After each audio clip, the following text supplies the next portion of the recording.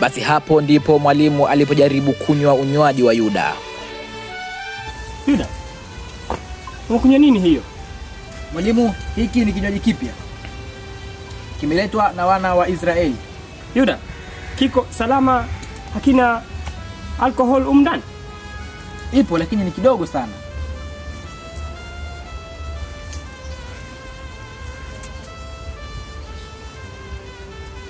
Yuda, mbona ni kitamu sana? Lakini mwalimu, unatakiwa unywe kidogo tu. Yuda, unanipangia? Basi mwalimu akafakamia kile kinywaji bila kujari. Mtume! Good morning. Mwalimu.